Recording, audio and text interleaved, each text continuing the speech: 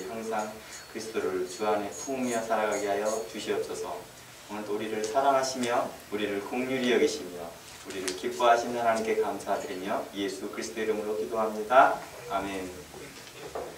오늘은 디도서 32강으로 구약의 사례들을 보려고 하는데, 바로 성도들의 복종과 성도들의 그 저항의 그 두 번째 시간으로서 구약의 사례들을 살펴보려고 합니다.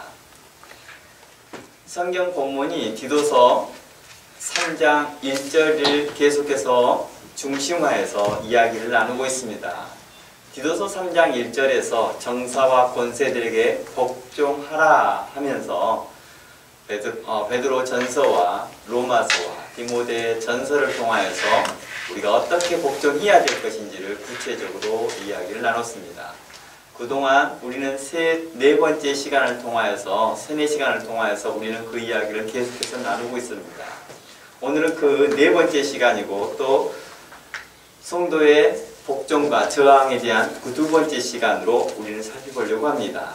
오늘은 지난주에 이어서 신약의 성도들과 신약의 사도들에 대한 것을 비교하면서 동시에 구약의 내용들을 함께 살펴보려고 합니다.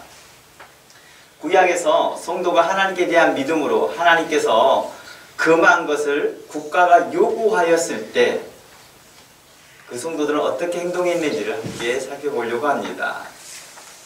구약의 성도들이 저항했던 모습들이 대표적으로 나왔던 것이 바로 우리에게 잘 알려져 있던 다니엘입니다.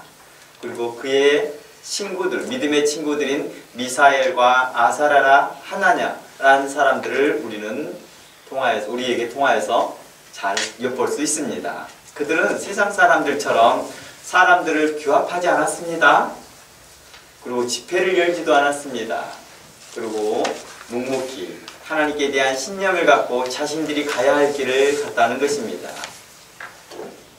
이들은 당시에 다니엘과 함께 했던 이 사람들은요, 국가에서, 그러니까 그때 당시에 느부갓네살 바벨론 왕이 국가적 정책으로 좀 인재들을 축출하였습니다. 그 왕을 모실 만한 소년들을 이제 찾는 중에 그들이 선발됐던 것이죠. 그리고 그들이 왕 앞에 준비되어진 자로 나아가기 위해서 왕의 규례에 따라서 많은 왕가의 준비들을 합니다. 그럴 때 그들에게 믿음의 행동들이 보이기 시작합니다. 1장에서는 그들이 자신의 거룩한 것을 위하여서 거룩하지 않는 것을 먹지 않겠습니다 라고 했던 것이었고, 그 규례를 어기는 것이죠. 가장 큰 문제는 바로 3장부터입니다. 3장부터는 느부갓네살 왕이 명령합니다. 금신상에 절하지 않는 자들에게 대하여서 바로 큰 징벌이 있을 것을 말합니다. 이때 어땠습니까? 하나냐와 또 그 친구들이 함께 미사엘과 아사라들이 섬기지 않습니다. 복종하지 않습니다. 굴복합니다. 저항합니다. 그로 인해서 어떤 일이 발생합니까? 바로 그들이 불강로에 들어가게 됩니다. 평소와 다르게 7배나 뜨거운 불강로 안에 들어가는 그 형벌을 받습니다. 다니엘은 어땠습니까? 또한 그도 기도하지 아니하고, 즉 누구를 향하여서 절하지 않는 것이죠. 왕을 향하여 절하지 않고 기도하지 않는 일로 인해 사자굴에 던지우는 일이 발생됩니다. 그것 또한 저항하는 일이죠. 근데 이들은요, 보면 그들에게 있어서 왕의 명령을 준행하고 왕의 명령을 따라 행하는 공무원이었거든요. 오늘날로 이야기하는 공무원들이죠. 공무원인데 공무원이 직접적으로 그 일을 행하지 않습니다. 왕의 명령을 어기고 있다는 것입니다. 자신들이 가지고 있는 그 자율권도 박탈당합니다. 그리고 비인격적인 대우와 처분에도 불구하고도 그들은 두려워하지 아니하고, 또 그들은 항쟁하지 않습니다. 자신들이 가지고 있는 권력이 있을 거 아니에요. 왜냐, 왕을 모시는 자이기 때문에 당연히 자신들이 가지고 있는 규합할 만한 힘이 있다는 거예요. 그런데 그걸 쓰지 않습니다. 그리고 오직 하나님만 생각합니다. 그들은 이렇게 생각합니다. 몸은 죽여도 영혼은 능히 죽이지 못한 자들을 두려워하지 않습니다. 오직 몸과 영혼을 능히 심판하시고 멸하시는 자를 두려워합니다. 이 말씀은 예수님께서 하시는 말씀이시지만 이 말씀이 그들의 사상에, 그들의 믿음의 본질에, 또 그들의 믿음의 행동에 보여 알게 되었다는 것입니다. 즉 그들이 몸으로, 그 행동으로 이러한 말씀을 증거하고 있습니다. 저는 두려워하지 않습니다. 당신들이 우리의 몸을 죽이고 우리의 몸에 고통을 준다 할지라도 우리의 영혼을 능히 죽이지 못하는 자들을 당신들을 두려워하지 않습니다. 오직 우리의 경외의 대상은, 경배의 대상은 오직 하나님 한 분뿐입니다 라고 했던 것입니다. 우리가 지난주에 살펴보았던 모습과 좀 다릅니다. 신사참배를 요구하였던 그 정부의 정책에 대하여서 불복하지 못하였던, 저항하지 못하였던 한 세대, 한 역사가 우리에게 있어서 부끄러움을 안게 했다는 것입니다. 그 후대의 사람들은 무엇을 본받아야 될지를 어느 때는 좌표를 잃어버리고 성도의 정체성을 잃어버렸을 때 희미하게나 저항하며 복종하지 않았던 믿음의 선배들이 있었고 믿음의 사람들이 있어서 그 불꽃이, 그 불씨앗이 일으켜서 오늘날의 한국교회를 유지하게 했습니다. 예수님은 마태복음 10장에서 이렇게 말합니다. 마태복음 10장 32절 말씀 가봅니다. 마태복음 10장 32절 말씀입니다. 누구든지 사람 앞에서 나를 시인하면 나도 하늘에 계신 내 아버지 앞에서 저를 시인할 것이요 누구든지 사람 앞에서 나를 부인하면 나도 하늘에 계신 내 아버지 앞에서 저를 부인할 것이다 라고 말합니다. 이는 예수님의 말씀이지만 이러한 사상은 이미 구약에도 있었습니다.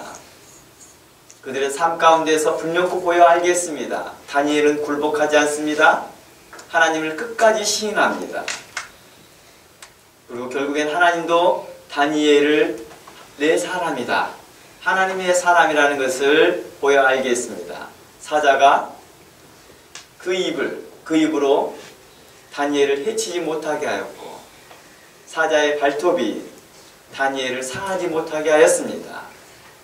또한 7배나 뜨거운 불강로가 있었지만 그 불꽃이 하나라도 다니엘의 그 세 친구들을 단 손끝 하나라도, 머리털 하나라도 상하지 못하게 하였다는 것입니다. 또한 사례를 한번 살펴보려고 합니다. 에스더라는 사람이 있었습니다. 같은 비슷한 시대의 사람들입니다. 에스더는 또한 그들의 나이가 어렸고 다니엘도 어린 나이라고 말할 수 있지만 공무원 생활할 때부터는 차츰차츰 성숙한 나이였습니다. 에스더는 이제 황으로서의 모습이었습니다. 이때 에스더는 사람들을 규합하거나 국가를 향해 항쟁하거나 규탄서나 탄원서를 내는 것이 아니었습니다. 자신이 가지고 있는 권력과 자신이 가지고 있는 위치를 통하여서 충분히 그렇게 할 수 있었거든요. 그런데 그러지 않습니다. 자신이 왕의 규칙과 제도를 어기고 왕이 부르기도 전에 왕에게 먼저 나아가는 그런 모습을 합니다. 당시에는 왕이 황후를 부르기 전에 황후가 나가는 것은 왕법에 의해서 언금하였습니다. 처벌을 받는 일이죠. 이런 왕도를 어지럽히는 일이라고 생각했기 때문에 왕비조차도 무사하지 못했다는 것입니다. 그래서 자신이 죽으면 죽으리라 하며 그 길을 갈 테니 하나님의 인도하심과 보호하심을 바라는 기도를 함께 요청합니다. 어때요? 에스더는 사람들을 규합합니다. 그런데 그 규합하는 모습이 다른 모습이라는 것입니다. 대항하고자 하는 것이 아니었습니다. 자신을 위한 기도 부탁이었다는 것입니다. 저를 위해서 함께 금식하면서 기도해 주기로 합니다. 금식할 때 죽으면 죽으리라가 아니었습니다. 자기가 3일 동안 금식하는 도중에 며칠 동안 금식하는 동안에 먹지 못해서 죽을 때 그 죽을 것을 각오하고 기도한 게 아니라 금식하기까지 간절했던 바란 것이 있었던 것이죠. 그게 뭐였습니까? 먹지 않고도 식음을 전폐하면서 바랬던 것이 있었습니다. 그것은 바로 왕의 모든 제도와 규율을 어기면서라도 모르드게의 모르드게의 맞습니까? 제가 하만이죠. 맞나요? 하만이죠. 하만의 그 모함에 빠진 유대 백성을 구원코자 했다는 것입니다. 하만은 유대인들을 멸살을 위해서 다 죽이기 위해서 괴략을 짰던 것이고 그 괴략에서 구원하고자 유대인들을 구원하고자 그는 왕의 규례를 어기면서라도 왕을 만나기로 원했던 것입니다. 그래서 그는 죽으면 죽으리라 라는 마음으로 제도와 규율을 어기는 것이었습니다. 마치 신약의 사도들과 성도들이 당시 유대법으로 그만 금지하였던 예수 그리스도의 복음을 자신들이 희생해서라도 그리스도의 복음이 증거되어서 한 명이라도 더 구원받기를 바라는 마음과 같다는 것입니다. 에서는 자신이 희생하더라도 유대인들이 한 명이라도 구원받을 수 있다면 이라는 그런 간절한 마음으로 그는 금식하였다는 것입니다. 그리고 이 금식에 하며 함께 기도하기를 요청하여서 사람들을 규합합니다. 사람들이여 나를 위하여 함께 기도해 주시고 여러분도 함께 이 백성이 이 나라가 우리의 민족들이 나라가 아니죠. 이 민족이 구원받기를 간절히 바라기를 원합니다. 라고 기도하기를 요청했다는 것입니다. 그리고 세 번째 내용을 한번 살펴봅니다. 출애굽기 내용입니다. 이 내용은 여러분들에게도 익숙한 내용입니다. 출애굽기 1장 15절에서 이러한 내용이 나옵니다. 출애굽기 1장 15절 말씀에 애굽의 왕은 이렇게 말합니다. 히브리 산파들에게 히브리 여인이 해산을 도울 때에 혹시 아들이 태어나면 모두 죽이십시오. 그러니까 아들이 딱 태어나자마자 바로 탯줄을 끊고 바로 그 아이를 죽이라는 것입니다. 이건 뭘까요? 학살하는 것이죠. 너희들이 왕의 명령을 따라서 살인자가 되라 라는 뜻이었습니다. 만일 그 모든 권위에 순종했다면 오늘날로 이 산파들을 미드와이프라고 표현하죠. 조리사 아니고 뭐라 하죠? 조산사. 영어로는 미드와이프라고 표현합니다. 만약에 그들이 국가의 정책을 따랐고 왕의 명령에 순종했다면 어떤 일이 발생했을까요? 그들은 나치 히틀러에 복종했던 독일 장교들과 같이 많은 신생아들을 학살했을 것입니다. 왕의 명령이다. 나치의 명령이다. 우리의 총통인 히틀러의 명령이다. 우리는 복종하고 순종할 수밖에 없다. 나는 기독교인이지만 로마서 13장을 기초하여서 모든 권위가 하나님께로 났음을 인정하고 그것에 대하여서 나는 복종하겠다라고 하는 그 어리석은 판단을 하지 않았다는 것입니다. 성경의 맥락과 성경의 말씀을 바로 이해하고 알았다는 것입니다. 하나님께서는 우리에게 이야기합니다. 동일하게 너희가 하나님의 사람으로서 행할 일들을 우리에게 말씀하고 있다는 것입니다.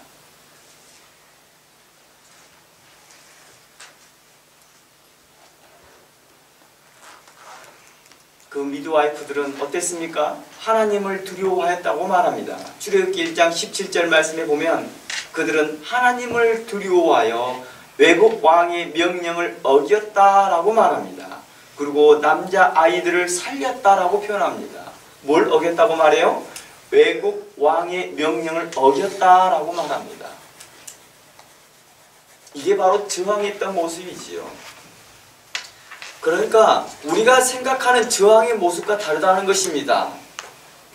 사람들을 규합하고 싸우면서 안됩니다 안됩니다 라고 그들을 향하여서 왕에게 대하여서 대항했던 것이 아니었습니다. 심지어 그들은 어떻게 하는지 아세요? 그들은요, 조선사들은 이렇게 말합니다. 살려낸 일이 발각됩니다. 왕이 보니까 저희가 살고 있잖아. 너희 그날에 같이 했던 일에 대해서 설명 한번 해봐. 왜 살아났는지. 그랬더니 그들이 왕 앞에서 거짓말까지 합니다. 성도로서 거짓말하면 안 되잖아요. 근데 거짓말을 합니다. 그런 조선사들을 향하여서 하나님께서 어떻게 하셨을까요? 왕의 명령도 어겼습니다. 심지어 왕 앞에 거짓말까지 합니다. 그러나 하나님께서는 이렇게 합니다. 20절 하나님이 그 산파들에게 은혜를 베푸니라. 백성은 생육하고 번성하고 심히 강대하며 산파는 하나님을 경외함으로 하나님이 그들의 집을 왕성케 하셨다라고 말합니다.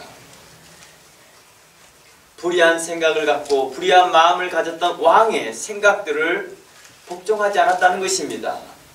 우리가 로마서를 통하여서 보았고 웨스트민스터를 통해서 보면서 저항권에 대해서 이렇게 생각했습니다. 왕이 하나님의 대리자인 것을 스스로 망각하고 불의한 일, 의롭지 못한 일에 대하여 저항하는 것입니다. 바로 산파는 당시의 조선사들은 그것을 알았습니다. 왕이 불의한 일을 행하는도다. 그 불의한 일에 대하여 그는 불복종하였고 거짓말까지 하여서라도 백성들을 구원하였다는 것입니다. 그랬던 그들에게 대하여 하나님께서는 그 집들의 산파들의 그 집들을 왕성케 오늘날로 말하면 축복해 주었다. 풍성케 해주셨다. 복을 내려주셨다라고 하는 것입니다. 그들의 저항은 하나님이 이 세상에 허락한 생명을 아끼는 마음이었겠지요. 하나님께서 이 땅에 보낸 그 생명을 그들은 하나님의 창조 질서에 따라서 그는 순종하고 순응했다는 것입니다. 자신들의 백성을 사랑하는 마음이었습니다.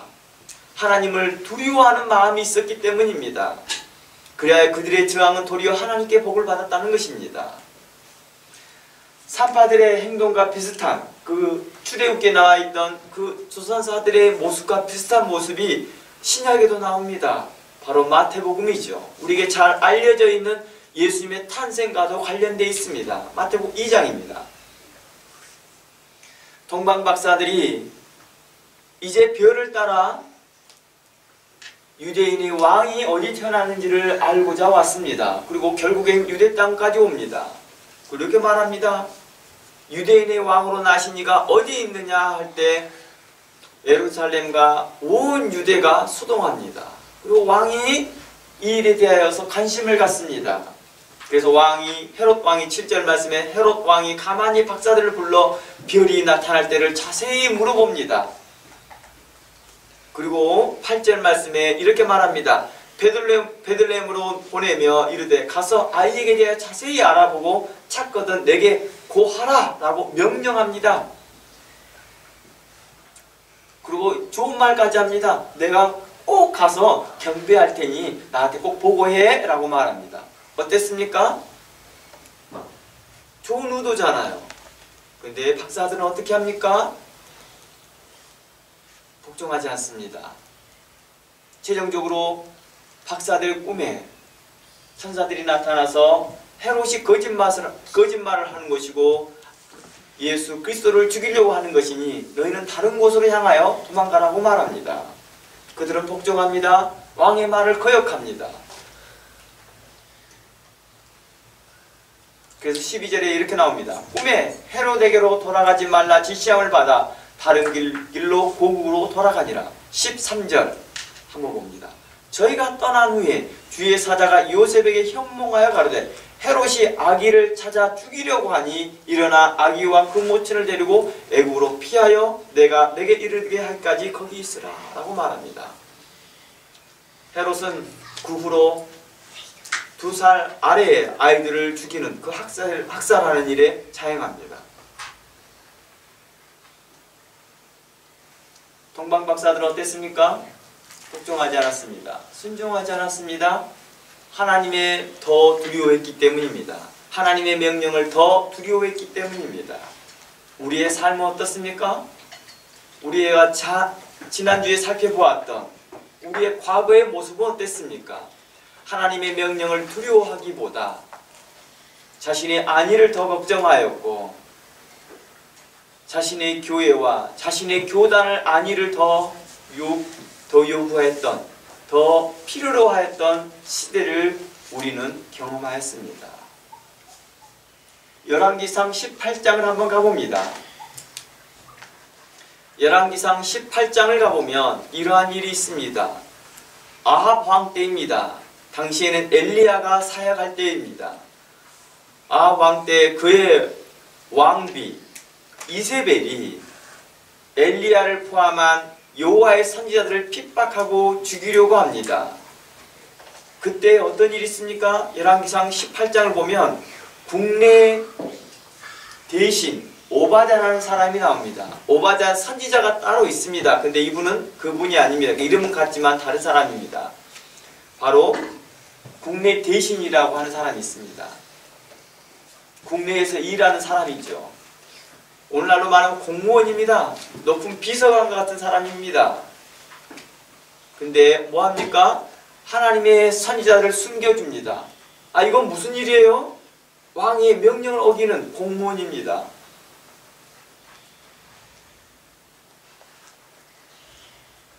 나치들에 대하여서 심판을 할 때요, 전쟁이 2차 대전이 끝나고 난 다음에 이제 군사재판을 합니다. 전쟁 전범에 대해 재판을 합니다. 그랬더니 사람들이 다 그럽니다. 저는 히틀러의 명령을 받은 것 뿐이에요. 저는 공무원이잖아요.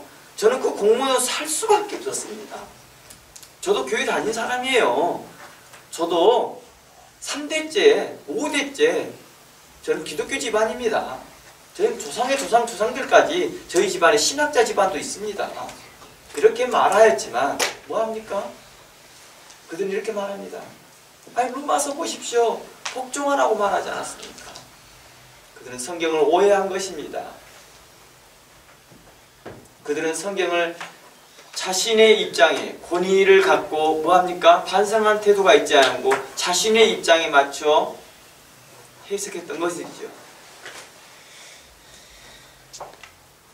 그러나 어떻습니까?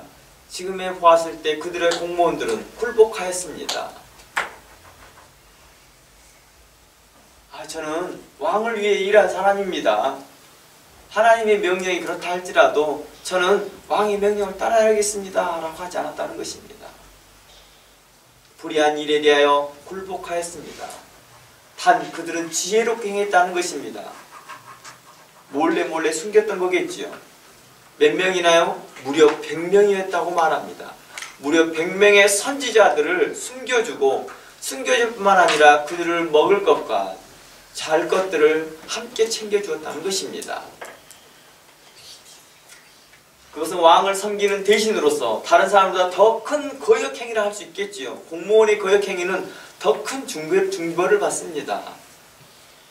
그러나 그는 하나님을 더 경외함으로 하나님의 선지자들을 죽음과 핍박으로부터 보호해 준 것입니다. 이러한 일들이 실질적으로 한국과 독일에서도 일어났습니다. 역사 속에서 보면 한국에서 독립군들을 일본의 그 체포조 형사들에게서 보호해줍니다. 그들의 눈을 피해 보호해주고 숨겨주고 심지어 독립자금까지 지원해 주었습니다. 이는 참으로 아름다운 일입니다. 그들은 일본은 계속해서 로마서 13장을 인용하면서 교회들을 향하여서 굴복해라, 굴복해라. 아니 성경이 굴복하라, 왜 너희는 굴복하지 않았느냐 할 때 당시에 신학자들이 잠잠하고 있을 때, 그들의 목회자들이 잠잠하고 있을 때 어떠한 자들은 신앙의 양심을 따라서 하나님의 명령을 더 두려워하고 하나님을 경외함으로 인하여서 독립군들을 보호해주고 하나님의 거룩한 것들을 인하여서 일하는 자들을 향하여 보호해 주었던 자들이 있었습니다. 독일에서도 동일한 일이었습니다.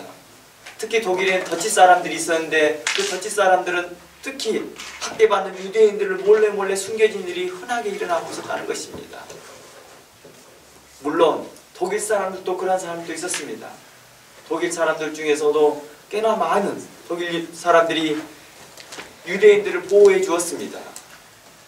또 우리에게 잘 알려진, 역사적으로 잘 알려진 힌들러라는 사람은 어땠습니까?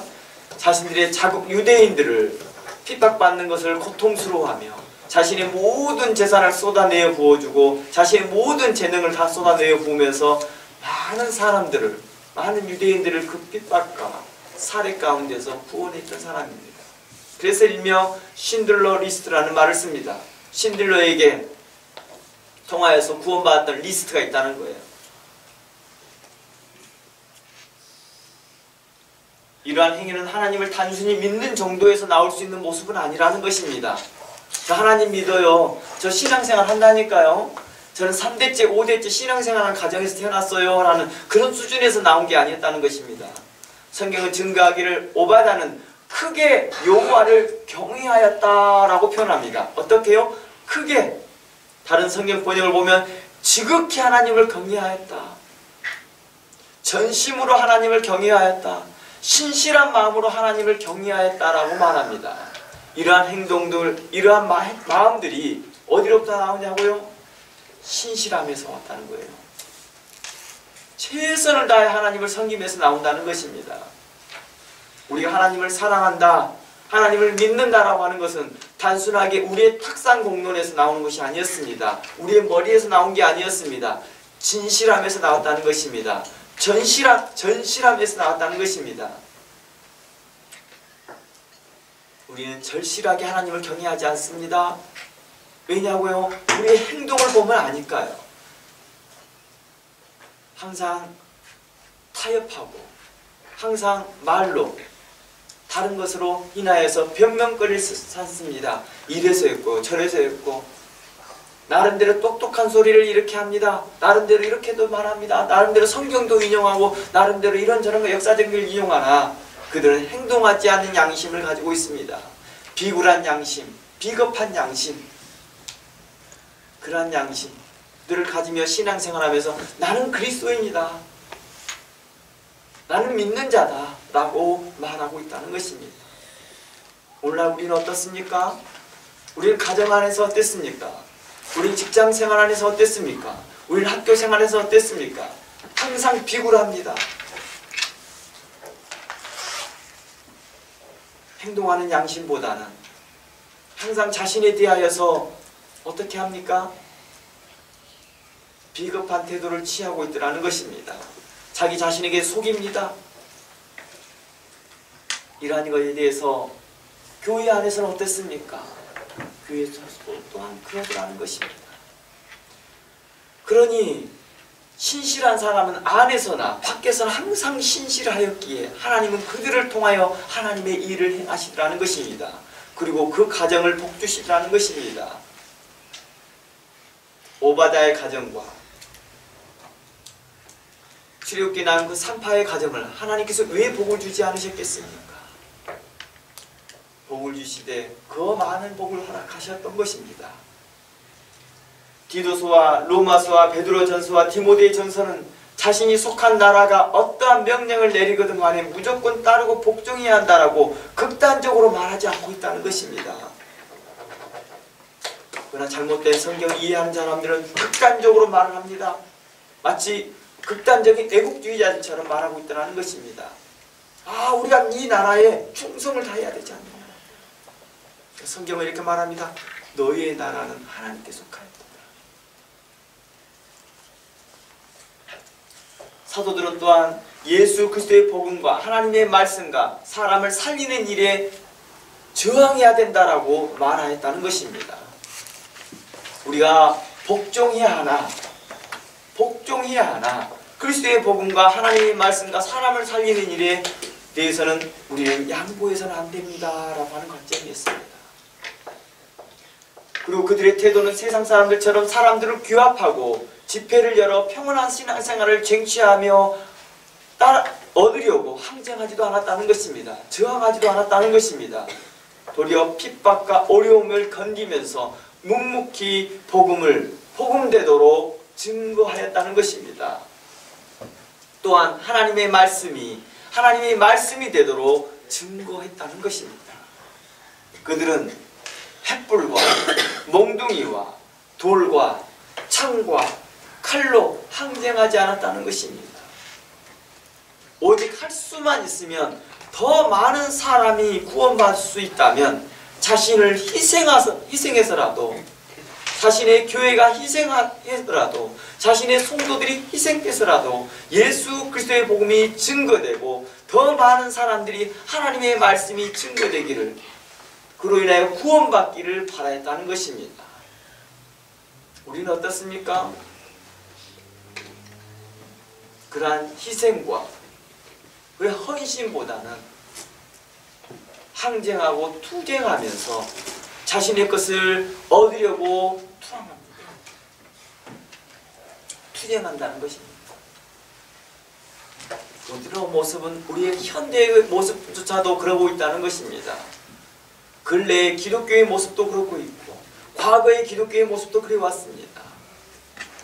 자신의 이익과 자신의 교회의 유지를 위하여서 성도들은 각각의 개인의 성도들의 자신의 이권을 위하여서 유학하고 항쟁을 하고 대항을 하고 있더라는 것입니다. 그러나 그들은 그렇지 않았습니다. 사도들은 그러지 않았다는 것입니다.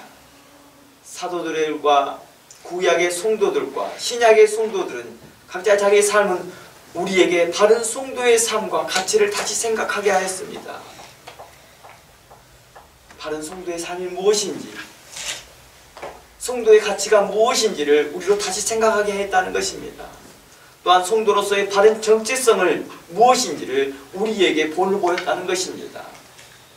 이러한 거룩한 본이 있음에도 불구하고도, 이러한 거룩한 본이 성경에 있음에도 불구하고도 우리는 따르지 않습니다. 성경이 진리이고 성경이 우리의 삶의 모범이 된다라고 말을 하나 실상 그 말씀대로 행하지 않더라는 것입니다.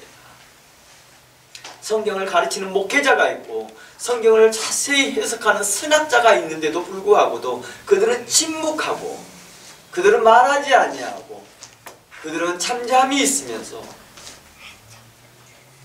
세상과 타협하고 불의한 일을 행하는데 잠잠하고 있던 우리 한 역사들을 보면서 우리는 부끄러워해야 한다는 것입니다. 오늘날 우리는 어떻습니까? 오늘날 현대에도 그러고 있다는 것입니다.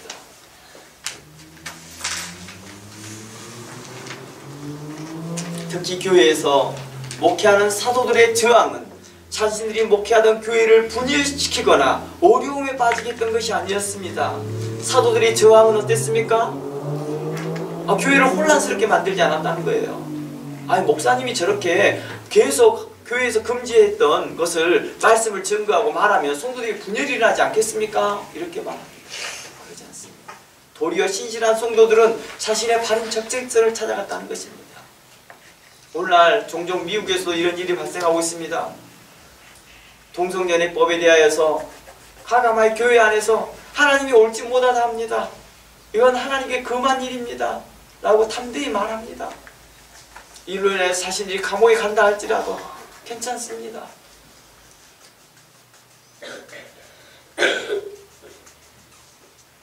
우리는 어떠합니까? 계속 타협하고 또 타협하고 요즘에 세계 정세니 따라가야 된다라고 말하고 있습니다. 일제시대 때 신사참배가 국민의 정서가 그러니 사람들이 이게 일반적이니 다 하자. 우리나라뿐만 아니라 뭐 다른 필리핀이나 다른 나라 다 그런다 하더라. 이게 정세야. 오늘날 현재 정세야. 하면서 굴복하였던 우리의 부끄러운 역사들을 보면서 우리는 이 일을 또 반복하려고 하더라는 것입니다.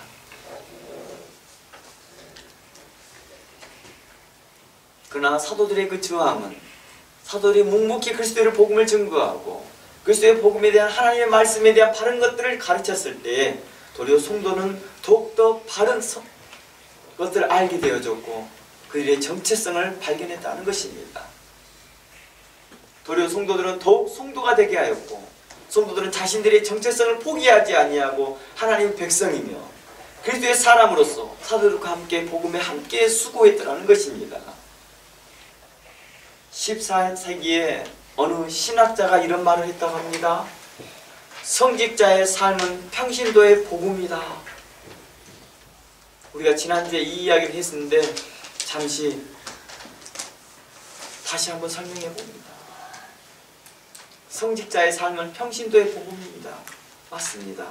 이 말의 뜻은 목회자들은 성도들에게 말씀의 선한 본이 되어야 합니다 라는 뜻입니다. 당시에 많은 목회자들이 자신의 삶과 괴리되는 삶을 살았기 때문입니다. 성경은 이렇게 가르치면서 이웃을 사랑하라 말을 하면서도 정작 같은 목회자들끼리 사랑하지 않습니다. 성도들에게 이웃을 사랑하라고 말하면서도 자신과 다른 교회에 대하여서 미움과 그들과 함께 경쟁의식으로만 가득 차 있다는 것입니다. 우리 교회는 저 교회보다 적으니까 우리도 저 교회만큼 더 커져야 되고, 저 교회가 좋은 스피커를 가지고 있으니까 우리 교회는 더 좋은 스피커를 가져야 되고, 항상 전쟁하듯이 경쟁하듯이 하고 있는 그러한 모습을 향하여 말합니다. 성도들 간에 서로 사랑하지 못하면서 내 가까이 있는 교회조차도 섬기지 못하고 사랑하지 못하면서 어떻게 이웃을 사랑하라고 교회 안에서 증거할 수 있느냐.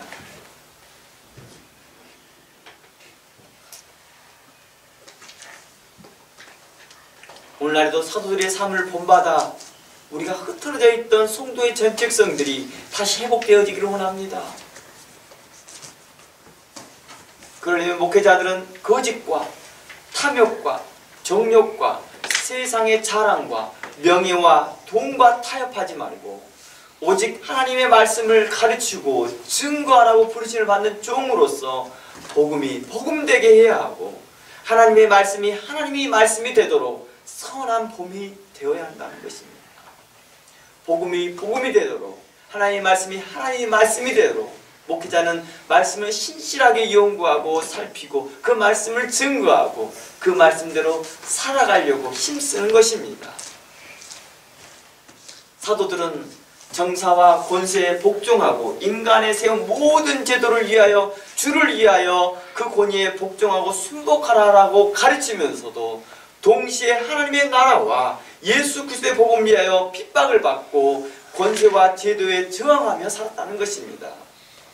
그들이 사람들을 규합하여서 대항하지 아니하고 그들은 참잠히 복음을 증거했다는 것입니다. 그리고 또한 사도들은 성도들에게 모두가 경건하고 단정한 중에 고요하고 평안한 신앙생활을 위하여 정치인들과 권세자들과 공직자들을 위하여 기도하라 가르치면서도 동시에 고요하고 평안한 신앙생활보다도 고난과 핍박과 어려움의 연속 가운데서 그리스도의 복음을 증거했다는 것입니다. 우리 교회가 지금 말씀을 제대로 모인의 장소를 장소 얻기가 어려워요 하면서 그들이 정부에 대해 대항하지 아니하고, 모이기가 어려운 모임이 어려워지고 정부의 핍박을 통하여서 모임이 어려워진다 한다면 다른 장소를 찾아가고 또 다른 장소를 찾아가면서 그리스도의 참잠히 그리스도의 복음을 증거했다는 것입니다. 그들은 자신의 평안한 신앙생활을 위해 국가와 정부에 대항하지 않았다는 것입니다. 뭐 있다고요? 자신들의 신앙생활, 자신들의 예배가 해방받지 않도록, 예배 모임이 해방받지 않도록 해서 정부에 대항하지도 않았다는 것입니다. 모임 공간에 대해서 핍박이 오면 다른 공간으로 옮겼습니다. 또 피해 다녔습니다. 핍박을 왜 받았겠습니까? 왜 그들이 피해 다녔겠습니까? 그들이 왜 유리하였고 왜 그들이 이곳저곳 다 숨겨 다녔을까요? 그들은 사람들을 규합하여 대항하지 않았기 때문입니다. 그들의 저항은 오직 그리스도의 복음을 복음되게 하였고 하나님의 말씀이 하나님이 되게 말씀을 증거했던 것밖에 없습니다. 그들은 그리스도의 복음을 방해하고 금지하고 핍박하는 국가와 정부의 관료와 군인들에게 대해 아무런 대항을 하지 않았다는 것입니다. 도리어 그들은 도살장에 끌려가는 양들처럼 끌려갔고 많은 고난을 겪고 마침내 죽음까지 맞이하였다는 것입니다. 이렇게까지 사도들과 신약의 성도들이 할 수 있었던 것은 어떤 원동력 때문이었을까요? 그것은 바로 우리 구주 예수님께서 우리에게 그 본을 보이셨기 때문입니다. 사도들에게 그 본을 보이셨기 때문입니다. 그 모든 원동력이, 그들의 희생의 원동력이 바로 그리스도에게서 나왔습니다. 그리스도는 해당에 잡히고 하나님의 아들이고 하나님이시지만 대제사장들이 와서 굴복해야 하지만 도리어 대제사장과 해당에 잡히고 로마 군인에게 잡혀 채찍과 조롱과 핍박을 당하면서도 십자가에 지고 골고다에 올라갈 때에도 묵묵히 도살당할 양처럼 묵묵히 끌려가셨던 그 모습을 기억한 것입니다. 또한 사도들과 성도들이 저항은 평온한 신앙생활과 자신들의 목회적 자리에 평온히 하고자 한 것이 아니었습니다. 자신들의 교단을 유지하기 위함도 아니었습니다. 오직 그리스도의 복음이 되고자 하였던 것입니다. 그들의 저항은 하나님의 말씀이 훼손되지 않고 온전히 세상에 증거되기 위한 것이었습니다. 과거 교회사나 현대 교회사에서도 볼 수 있듯이 교회를 위하여 그리스도의 복음과 하나님의 말씀을 불의한 것과 타협했을 때 교회는 빠르게 세속화되었다는 것입니다. 잠시 교회가 안정적인 모습을 갖고 잠시 교회가 평안한 것처럼 보였으나 그 결과의 끝은 세속화였다는 것입니다. 빠르게 타락하였고 신앙은 어땠습니까? 빠른 속도로 하향 평준화가 되었다는 것입니다. 사양으로 평준화된 것이 아니라 하향으로 평준화됐다는 것입니다. 과거 사도들의 본을 받았던 성도들은 어땠습니까? 모두 다 상향적으로 평준화됐다는 것입니다. 사도들만 희생한 것이 아니라 성도들도 가감하게 사자들의 위협 속에서도 강도의 유혹 속에서도 그리고 그들이 죽음 앞에서도 십자가의 처형 앞에서도 담담히 하나님을 찬양하며 그 죽음을 맞이했더라는 것입니다. 당시의 신약의 성도들과 초기의 그 기독교인들은 어땠습니까? 다 상향 평준화가 됐더라는 거예요. 사도들만 그런 죽음을 맞이한 게 아니라 성도들도 그런 죽음에 마땅히 여기면서 그것을 특권이라 생각하면서 그들이 그 죽음을 맞이했더라는 것입니다. 그러나 오늘날 어땠습니까?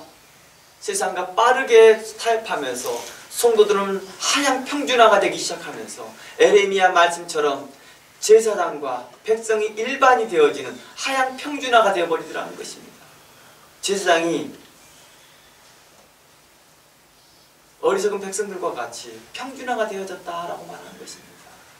왜 그래요? 타락했기 때문이죠. 그걸 본받았던 성도들도 똑같이 제사장이 그 모양이니까 함께 따라가는 것입니다. 오늘날 우리의 교회들의 모습들은 어떻습니까? 성도수는 가득 채워놓고 난 후에 모두 다 하향 평준화시키면서 우리 교회는 부흥했습니다 라고 말하고 있는 이러한 세속화되어진 이 교회를 향하여서 우리는 뭐라고 말하고 있습니까? 그들의 눈과 함께 그들의 가치적인 눈을 따라서 이 교회가 부흥했네요, 목회 성공했네요 라고 말합니다. 사도들이 목회했던 그 교회들은 어땠습니까? 우리가 시선에 바라보는 시선에서 본다 하면 그들은 목회에 다 실패한 자들입니다. 그들은 다 죽었고 목회하는 현장을 제대로 지키지 못하고 죽었고 심지어 그 성도들도 흩어지면서 제대로 된 모임도 제대로 갖지 못했던 것입니다. 그러나 역사는 이렇게 평가합니다. 상향, 평준화된다. 사도들과 같이 그들의 성도들의 믿음을 우리는 극찬하며 칭찬하고 있습니다.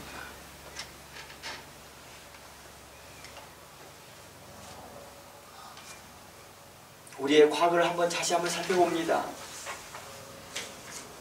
과거 사도들과 수업사들과 초기 교부들과 성도들이 수많은 핍박과 희생에도 불구하고도 기독교는 계속해서 증가했다는 거예요. 희한하잖아요. 왜 이렇게 증가했을까요? 그들이 따로 규합해가 하면서 싸운 것도 아닌데도 말입니다. 심지어 이런 박해 가운데 우리가 잘 알고 있잖아요. 로마의 그 원형 경기장 안에서 사자들을 풀고 곰을 풀어서 성도들을 죽이고 그들을 십자가에 매달아 놓고 누가 먼저 불에 잘 타나? 사람들을 그렇게 핍박하였던 그런 모습들에도 불구하고도 그들은 그 자리에서 뭐합니까? 찬양하기 시작합니다. 다 함께 하나님을 찬양합니다. 그 5년 경기장 안에서 하나님을 찬양합니다. 로마의 사람들은, 귀족들이나 이런 사람들 그 모습을 보면서 와, 구경거리가 났다, 함께 한번 보자, 어떻게 사람들이 사자에게 먹혀 죽이나, 어떻게 곰에게 찢겨 죽이나 보자 하고 사람들을 봅니다. 저 기독교인들은 아주 나쁜 사람들이야 하는 잘못된 사상을 듣고 있던 사람들이 막상 기독교인들이 모여있는 그 기독교인 모임 안에서 찬양하는 모습과 기도하는 모습과 잠잠하는 모습과 그 죽음을 수긍하고 받아들이는 그들의 모습과 복음에 대하여 저항하는 그 모습에 대하여서 그들이 감격하기 시작합니다. 오히려 그들은 감동하기 시작합니다. 그들이 변화하기 시작합니다. 도리어 귀족과 황족들 가운데서도 기독교는 그들 안에 확산되기 시작합니다. 그 증거가 콘스탄틴 대제의 엄마가 기독교인이었다는 것입니다. 특히 귀족들 사이에서는 사자와 곰과 칼과 창과 불로 위협에도 불구하고도 기독교인들이 믿고 있는 신앙에 대해 자신의 목숨을 기꺼이 내어놓는 모습에 감동하였다는 것입니다. 그리고 그것을 고결한 죽음이다라고 생각했다는 것이죠. 당시에는 그러한 것들이 무엇인지를 몰라했고 그런 모습을 단 한 번도 경험해 본 적이 없었던 것입니다. 같은 동족끼리 싸우라, 같은 노예들끼리 싸우라 하면 그러면 사는 자는 살리겠다 했으나 기독교인들은 아무도 칼을 들인 자가 없었습니다. 5년 경기장 안에서 누구든지 서로 죽여서 마지막까지 살아난 사람이 생존할 것이다 했으나 아무도 그 칼을 드는 자가 없었습니다. 이러한 고결한 모습에 그들은 감동하기 시작합니다. 우리가 뭔가를 하나님께 대하여 뭔가를 잘못하고 있다고 느꼈던 거겠지요. 그래서 빠른 속도로 기독교에 관심을 갖기 시작합니다. 이런 흐름 속에서 로마를 4개 분할로 통치하였던 것을 하나로 통합시켰던 콘스탄틴은 결국 318년에 기독교를 정치적으로 핍박하는 것을 모두 중단시켜버립니다. 그리고 이제는 로마 제국에서 기독교를 종교로 승인하는 것입니다. 정식 종교로 승인합니다. 그리고 기독교를 핍박하는 자들은 징벌이 있을 것이다 라고 망합니다. 그 후에 몇 년 후가 지나서 기독교는 국교가 됩니다. 로마의 국교가 됩니다. 그리하여 유럽 전체에 그리스도의 복음이 증거되게 하고 확산되게 하는 큰 역할을 합니다. 사도들과 성도들의 이 고통과 핍박은 몇 년을 참았을까요? 1, 2년이요? 2, 3년이요? 그러지 않았습니다. 무려 250년간의 저항이 있었다는 것입니다. 250년간에 그들은 잠잠히 복음을 증거하였고 칼과 몽둥이와 횃불과 촉 다른 것들을 들고 싸우고 대항한 게 아니라 오직 그리스도의 복음을 복음되게 하였고 하나님의 말씀이 훼손되지 아니하도록 증거했던 것입니다. 오직 하나님의 나라를 향하여 바라보며 하나님 나라를 바라보며 그리스도의 복음을 증거했던 사람들이라는 것입니다. 그들의 저항의 모습은 세상 사람들처럼 사람들을 규합하고 집회를 열어 평온한 신앙생활을 쟁취하고 항쟁하는 모습이 아니었다는 것입니다. 오랜 시간 핍박과 고통의 시간을 견디면서 묵묵히 복음을 복음되도록 증거했다는 것입니다. 하나님의 말씀이 하나님의 말씀이 되도록 증거했다는 것입니다. 그들은 횃불과 몽둥이와 찰과 창과 칼로 항쟁하지 아니하고 오직 할 수만 있으면 더 많은 사람들이 구원받을 수 있다면 자신들을 희생해서라도 예수 그리스도의 복음이 증거되기를 바랬다는 것입니다. 그들은 예수 그리스도의 말씀을 기억하였습니다. 예수님은 이렇게 말합니다. 칼을 가지고 다니는 자는 칼로 망한다 라는 말씀이 있습니다. 베드로가 예수님을 잡으러 온 사람들 향하여 칼을 내밀고 있을 때 예수님께서 하셨던 말씀입니다.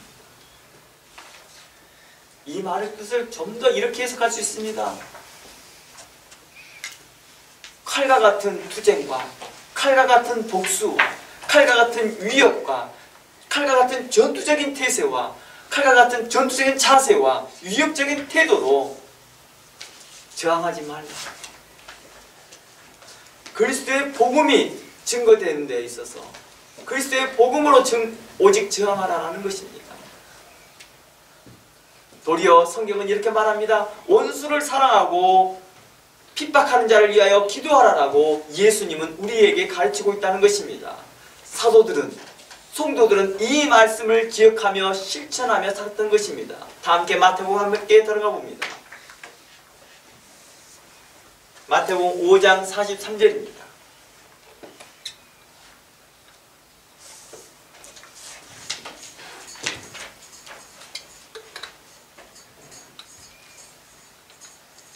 또 내 이웃을 사랑하고 내 원수를 미워하라 하였다는 것을 너희가 들었으나 난 너희에게 이르노니 너희 원수를 사랑하며 너희를 핍박하는 자를 위하여 기도하라. 이같이 한즉 하늘에 계신 너희 아버지의 아들이 되리니 이는 하나님이 그 해를 악인과 선인에게 비추게 하시며 비를 의로운 자와 불의한 자에게 내리우시니라. 너희가 너희를 사랑하는 자를 사랑하면 무슨 상이 있으리요? 세리도 이와 같이 아니하느냐? 또 너희가 너희 형제에게만 무난하면 남보다 더하는 것이 무엇이냐? 이방인들도 이와 같이 하지 않느냐? 그러므로 하늘에 계신 너희 아버지 온전하신 것 같이 너희도 온전하라라고 말합니다. 이 말은 하나님을 본받으라는 뜻입니다. 하나님의 우리가 죄인 되어졌을 때 우리를 구원하셨다는 것입니다. 우리의 행위로 우리가 거룩하여서 우리를 구원하신 게 아니라 우리가 주홍 같은 죄를 갖고 있음에도 불구하고도 구원하셨던, 우리를 사랑하셨던, 우리에게 평화를 주셨던 그 하나님처럼 너희도 그리하라 했다는 것입니다.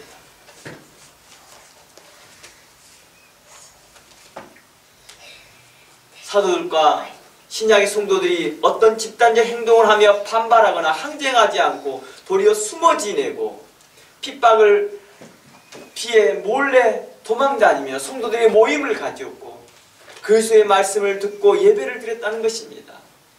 그리고 그리스도의 사랑 안에서 모든 사람이 구원받기를 바라는 마음으로 그들은 살았다는 것입니다.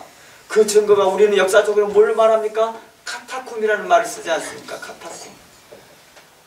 카타쿰은 어떻습니까? 그들의 저항은 숨어 지내며 하나님의 말씀을 말씀되게 했다는 것입니다. 작은 무리여도 괜찮다. 그들에게 향하여서 그리스도의 복음이 복음되게끔 증거했다는 것입니다. 작은 무리도 괜찮다. 하나님의 말씀이 하나님의 말씀되게 하자. 우리의 과거의 역사 가운데 주기철 목사님과 같은 분이 그러한 분이었지 않았겠나 싶습니다. 그러나 우리는 어땠습니까? 부끄러운 역사가 동시에 있었습니다. 많은 사람들이 세상과 타협하였고 불의한 것과 타협하였을 때 모습이 우리에게 있었다는 것입니다. 다행스럽게 우리에게 선을 보였던 자들이 있으니 구약의 선지자들과 신약의 사도들이 구약의 성도들과 신약의 성도들이 우리에게 선한 본을 보인 것이 있으니 우리에게 얼마나 다행인지 모릅니다. 우리는 그거 빛을 따라서 그 자취를 따라서 우리는 그 길을 따라가야 할 것입니다. 그때 하나님께서는 뭐랍니까?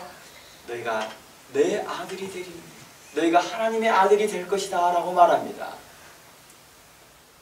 원수를 미워하지 말고 원수를 향하여 기도하고 핍박하는 자를 향하여 기도하는 그러한 모습.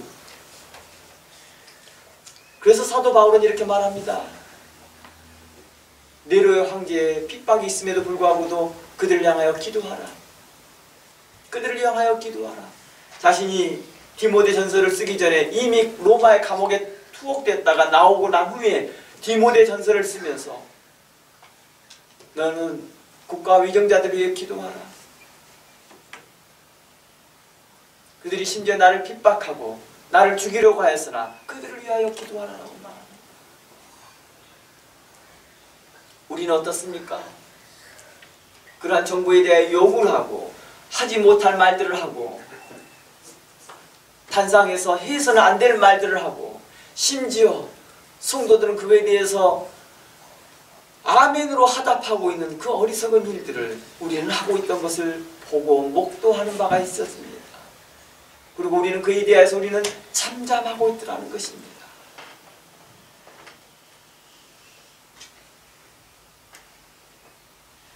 사도들은 어땠습니까? 믿음의 성도들은 어땠습니까? 신약과 구약의 믿음의 성도들은 때론 모든 사람들이 모인 곳에서, 때론 제사장과 권세자들 앞에서, 때론 매를 맞으면서, 때론 감옥에서, 때론 숨어서, 때론 도망다니면서 추위와 더위와 배고픔과 고통을 참으면서, 때론 죽음 앞에서도 그리스도의 구원의 복음을, 예수 그리스도의 십자가의 복음을 증거했다는 것입니다. 하나님의 말씀이 하나님의 말씀이 되도록 증거했다는 것입니다. 그들은 모든 사람이 구원받기를 바라시는 하나님의 사랑과 예수 그리스도의 구원의 복음을 증거하면서 받았던 그런 능력과 핍박받는 것을 하나님의 백성의 특권이라고 믿었습니다. 그리스도인의 특권이라고 믿었습니다. 하나님의 자녀의 특권이라 여겼다는 것입니다. 내가 이렇게 잠잠할 수 있는 것은, 내가 그리스도의 복음만 이렇게 증거할 수 있는 것은 내가 하나님의 자녀이기 때문이라는 것이죠. 그들은 예수님의 말씀을 기억하였습니다. 그들은 몸은 죽여도 영혼은 능히 죽이지 못한 자를 두려워하지 않았습니다. 오직 몸과 영혼을 능히 지옥에 멸하시고 심판하는 자를 두려워하였다는 것입니다. 오늘날 목회자들이 교회를 위한다면서 세상 풍조와 타협하고 세상의 불의한 것과 타협하고 국가의 권위를 인정하지 아니하고 오직 자신들의 평온과 자신들의 유익만을 추구한다면 교회는 빠르게 세속화될 것입니다. 그리스도의 말씀과 하나님의 말씀은 단순히 지식으로만 남게 될 것이고 책과 글에만 남게 될 것입니다. 그리하여 기독교 교리는 철학 중에 하나가 될 것이며 다른 종교의 교리 중에 하나가 될 것이며 편가르기 위한 하나의 도구가 될 거라는 것입니다. 그러니 우리는 이제 일어서서 선을 행하기에 힘써야 될 것입니다. 앉아서 탁상 공동만 하는 그런 단체가 아니라, 그런 모임이 아니라, 그런 기독교가 아니라 일어서서 선을 행하는 일에 힘써야 할 것입니다. 그러므로 말세를 만난 우리 모든 성도들은 그리스도 안에서 성도의 합당한 태도가 무엇인지 이제 말씀을 통하여 더욱더 신중히 살피면서 예수 그리스도의 복음이 복음되게 하고 하나님을 신실하게 경외하면서 하나님의 말씀이 훼손되거나 해방거리가 되지 않도록 하나님을 신실하게 섬기며 살아가기를 원합니다. 예수 그리스도의 은총에 항상 감사하며 살기를 원합니다. 그리하여 그리스도의 복음이 되게 하고 하나님의 말씀이 하나님의 말씀이 되도록 우리의 삶 가운데서 나타나 보이기를, 나타나 증거되어지기를 주의 이름으로 축원합니다. 그리하여 우리도 또한 사도들과 같이, 신약의 성도들과 같이, 구약의 성도들과 같이 하나님 나라에서 빛나게 찬란하게 영광의 자리에 앉기를 주의 이름으로 축원합니다. 다 함께 기도합니다. 하나님 감사합니다.